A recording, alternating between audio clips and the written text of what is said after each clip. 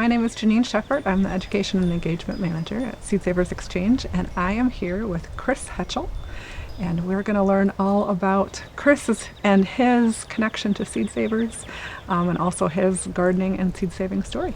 Thanks for being with us, Chris. Very welcome. Could you start off by telling us about how you learned about Seed Savers and how you got connected to Seed Savers? I first learned about Seed Savers. I was taking a Master Gardener course, and at the end of the course, they gave us a whole bunch of publications, and among the publications that was there was one that gave preferred cultivars for this area. And I started looking up one of those because I was looking for an eggplant, and the eggplant happened to be Casper. And Seed Savers Exchange was listed as the source. And I said, Seed Savers Exchange? I'd never heard of them.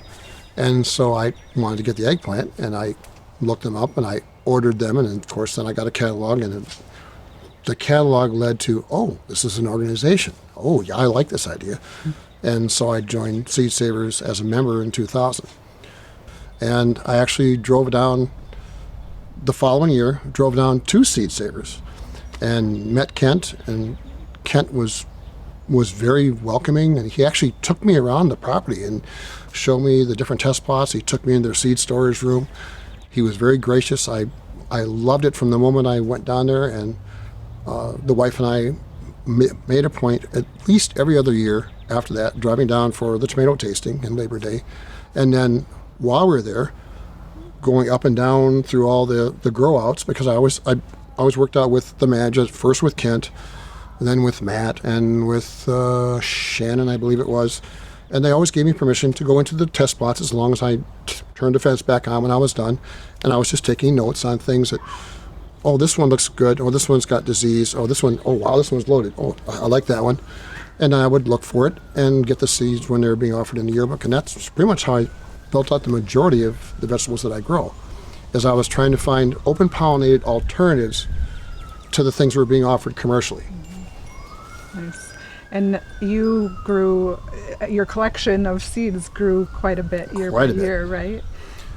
Because I was, at the same time that I was really getting into Seed Savers, I was also on a forum where trading was very active, and I was trading with people that had, especially beans. That was my big thing, was beans.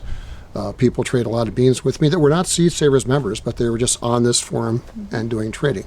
And I have some wonderful beans that I still grow that I hope Seed Savers will add to their accessions policy before I'm not here. Yeah.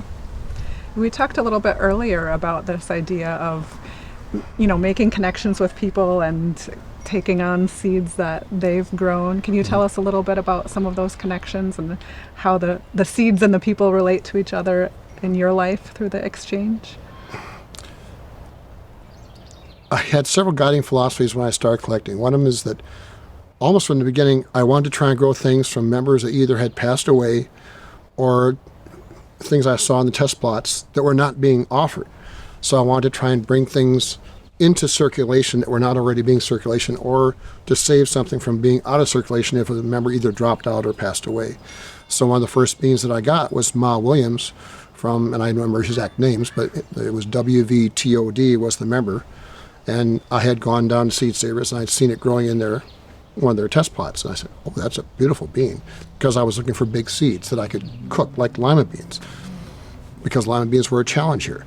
And I grew that, and when another member was getting ready to drop out, again, I sent them an email and say, if you're going to drop out, could you send me a list of what you have, and I'll see if there's anything that I can save. And I tried to do that, because I was really struck early in Seed Savers by the departure of three really big members. George Stevens left Seed Savers. He's still around, but he left Seed Savers. Blaine Bourgeois, down Arkansas, I believe it was, left, and he had a huge collection of stuff that was very unique. A lot of it's just been lost. And then when Robert Lobitz passed away in Minnesota, all three of those people had very large collections that were suddenly just gone. And I was struck by that, and so I started really looking. Every time the yearbook came out, I would actually sit down there and read through all the blurbs and look for people that were saying, this is my last year. And I would get in contact with them and say, hey, have you got a list of what you have besides what's in the book. Maybe if you have anything else that you think is worth saving. And between those two philosophies, that's how I built up my collection for the most part.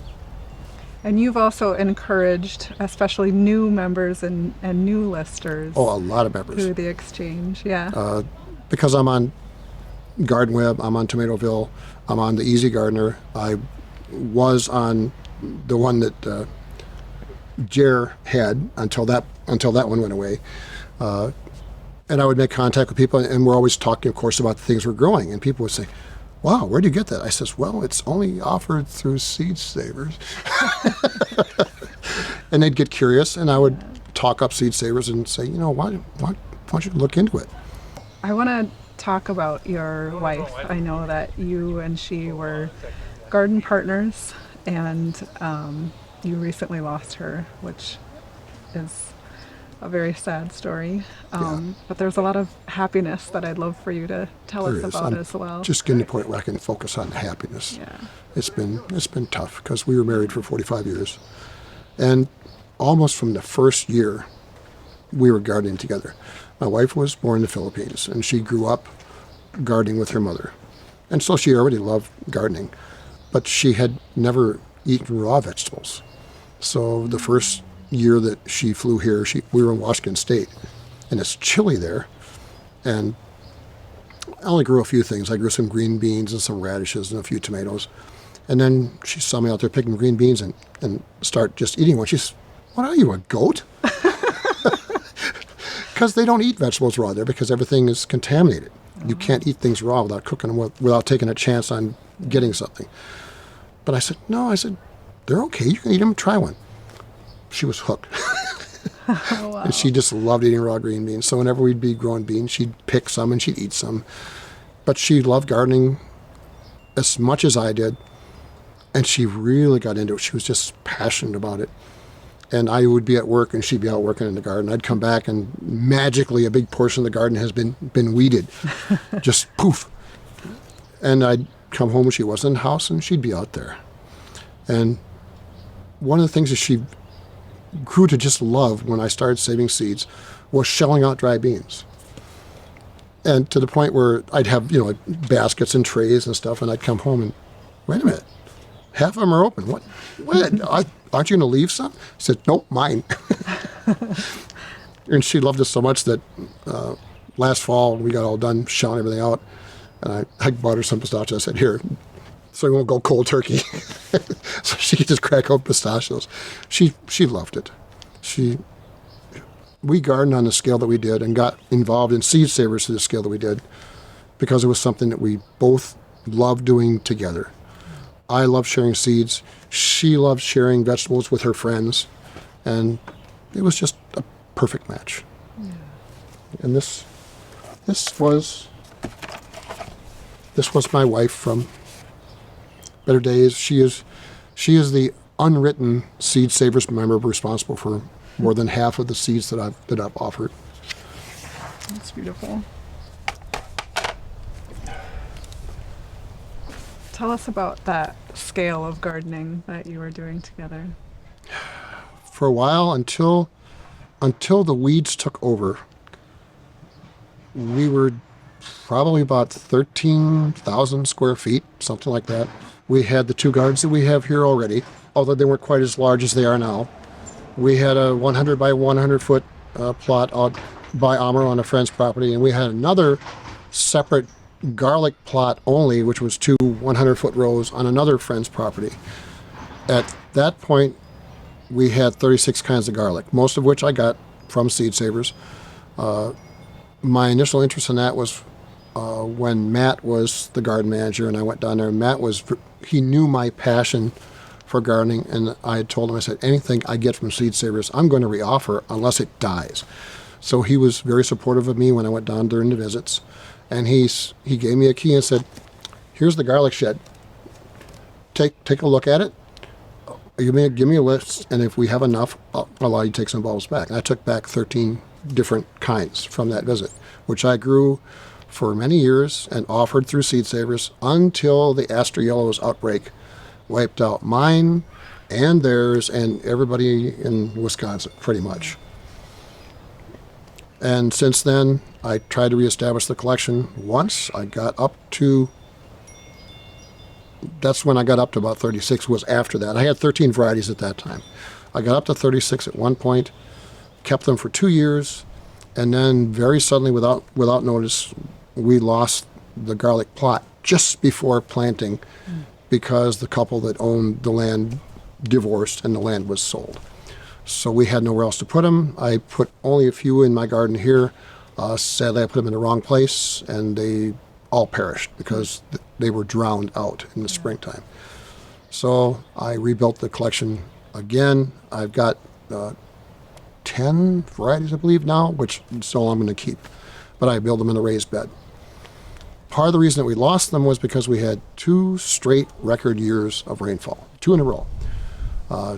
To where the garden that's out there has, I don't know what you call it, a swale that kind of runs through. If this square was the garden, running through like halfway from one side to halfway through the other was a dip.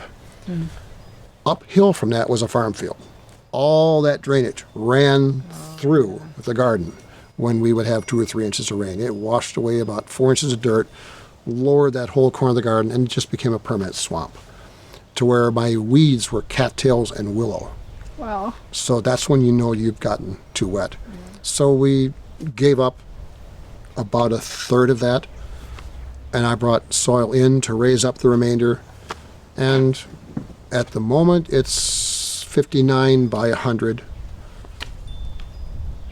I probably will not cultivate again because I just don't have the time. Yeah, that's a big project. It was. I feel like even hearing that and thinking about, you as an experienced gardener, you're facing challenges. And I know people who are looking to start gardening or start seed saving sometimes can be a little intimidated by, knowing what to do right or what if things go wrong. What kind of advice do you have for anyone who wants to start seed saving for the first time? I actually gave part of that advice in my blurb. Yeah. Which is start small. Yeah. Save one thing.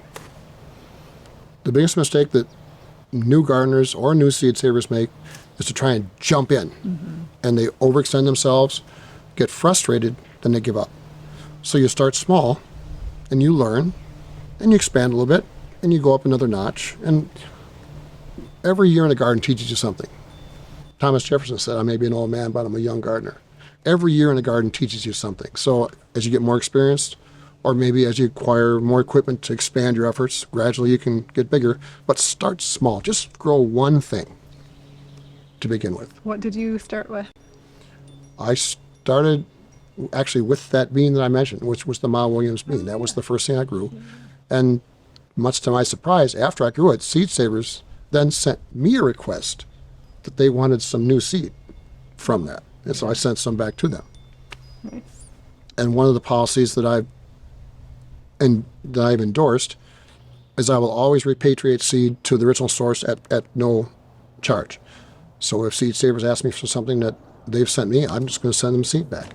And there's been several cases. The pentagreen okra that I grow, the person that grew that okra lost it, and I had to send them seeds back. I've got a bush long bean that somebody in Texas sent me. They lost all their seed, and so I sent seed back. And that's really the way the seed saving community is supposed to work, that everything is in multiple hands, so if one person loses it, someone else has it, and it's always a backup.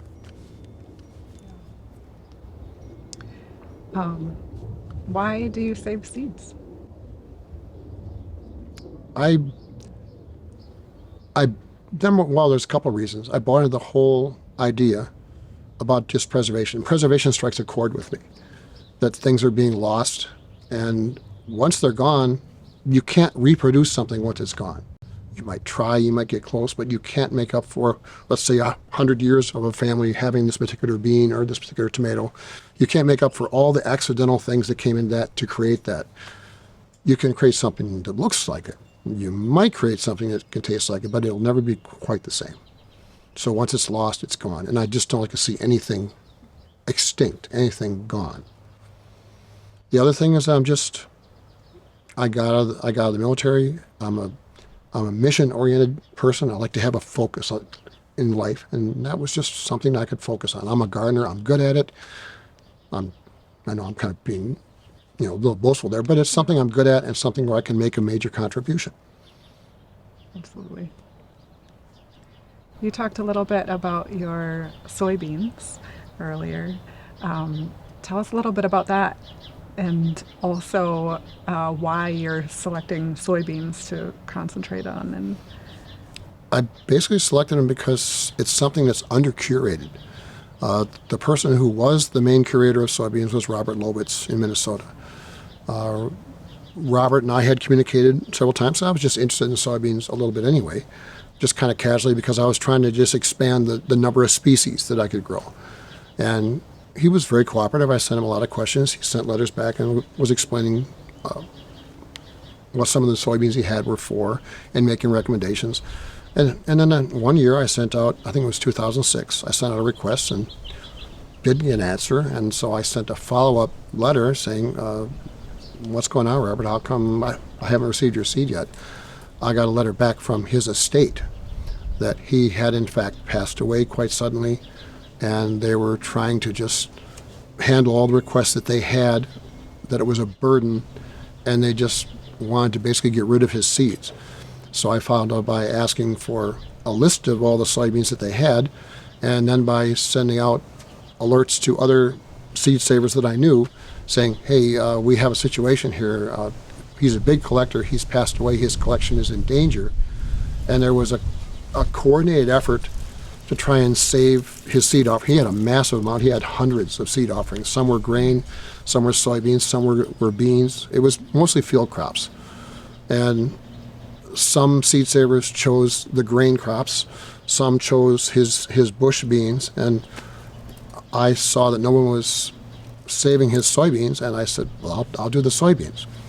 I ordered a lot of soybeans from his estate and tried to grow them out as many as I could.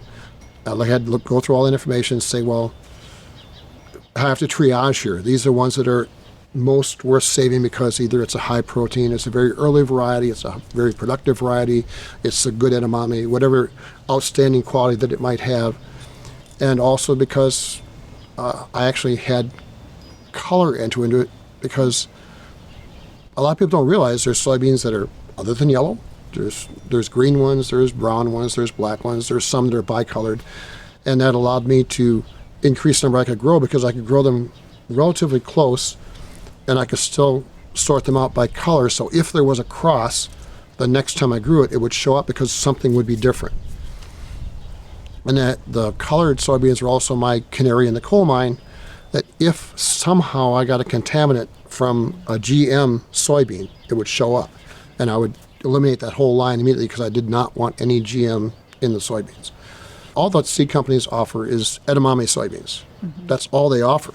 So I wanted to offer soybeans for processing that maybe people can't get a hold of. Black soybeans for people who like to make fermented soybeans, or even just field soybeans that are just non-GM for people that want an alternative. And I looked for some that were pretty high yielding and that were short season, so they could be grown almost anywhere in the U.S., and that's the ones I tried to focus on. And I get a fair number of requests because really there are no other places to turn other than Seed Savers itself. So out of all of your garden crops, do you have a favorite to cook with or eat? I think my favorite would have been beans still.